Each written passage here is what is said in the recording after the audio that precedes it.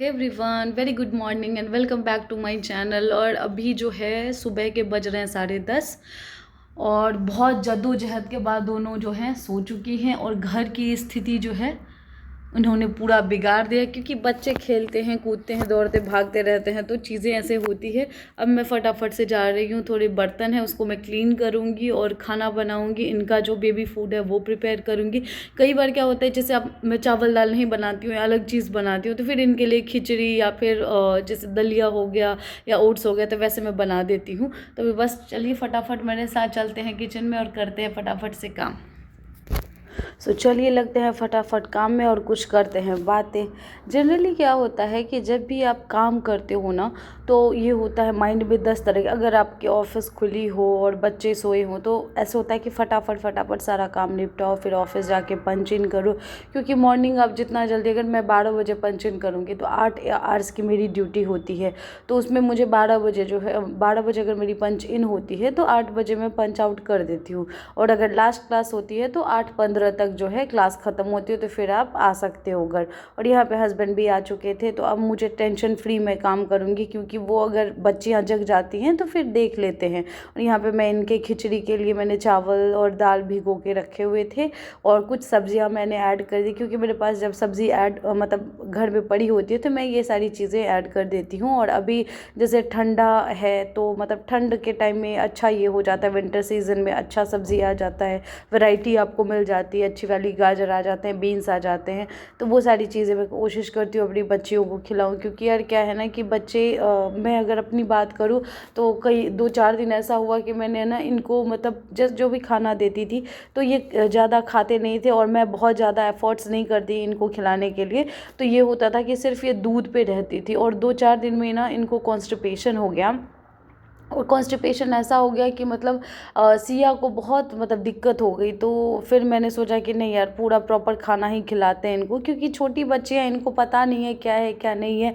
तो मतलब मेरी कोशिश अब ये होती है कि नहीं, प्रॉपर इनको खाना पीना खिलाओ। और यहाँ पे मैंने साथ के साथ मैंने सोचा कि करी बनाने के लिए दही और दही पड़ी हुई थी, तो दही और बेसन को जैसे सिंपल तरीके से बनाया जाता है, इसमें कुछ नया तो है नहीं, सबके घर में ऐसे ही बनता है।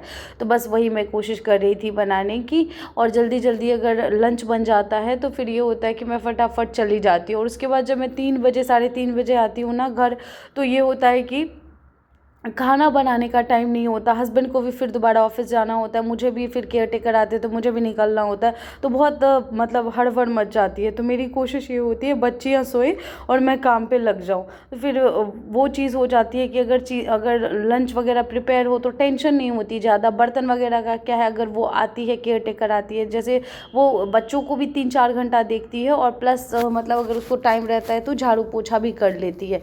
तो ये सारी चीज़ें हैं कि मतलब वो अच्छी बच्ची है, मतलब बच्चियों को बहुत प्यार से रखती है, बहुत अच्छे तरीके से रखती है। और मुझे ऐसी ही चाहिए थी।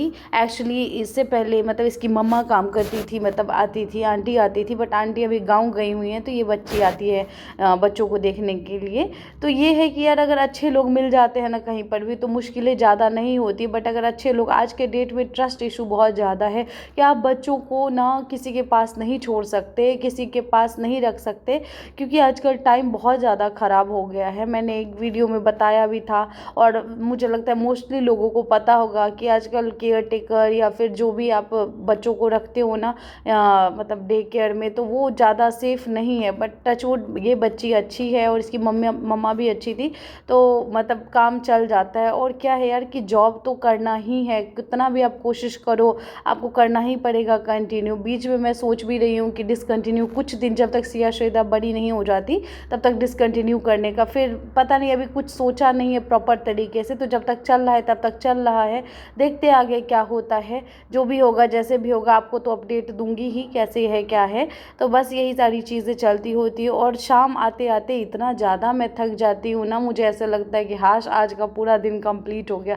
मतलब आज के डेट में सिचुएशन ये है लाइफ में कि एक एक दिन जो बीतता है ना तो ऐसे लगता है कि हाँ आज का दिन कट गया, आज का दिन निकल गया, आज का दिन निकल गया, ऐसे चल रहा है। मुझे लगता है जो भी वर्किंग मदर होंगी या वर्किंग फैमिलीज़, मतलब हस्बैंड वाइफ होंगे, न्यूक्लियर फैमिली, बच्चे भी होंगे, काम भी होगा, तो उनका भी सेम ही चलता होगा अगर बहुत ज़्यादा आपको हेल्पिंग हैंड नहीं मिलते हैं, क्योंकि आप बहुत ज़्यादा लोगों पे ट्रस्ट भी नहीं कर सकते हो, बहुत ज़्यादा लोगों से आप हेल्प भी नहीं ले सकते हो, जो भी करना है आपको खुद ही करना है।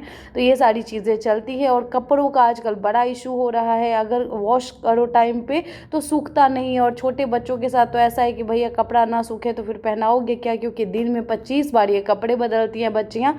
तो यही सारी चीज़ें चल रही है लाइफ में। आप लोग भी बताइए क्या चल रहा है आप लोगों की लाइफ में। बस यही सब जो है, मतलब मुझे लगता है ठंड आने के बाद और भी ज़्यादा कपड़े सूखने में दिक्कतें होंगी। थैंक्स फॉर वॉचिंग, मिलते हैं नेक्स्ट वीडियो में। वीडियो अच्छा लगे तो लाइक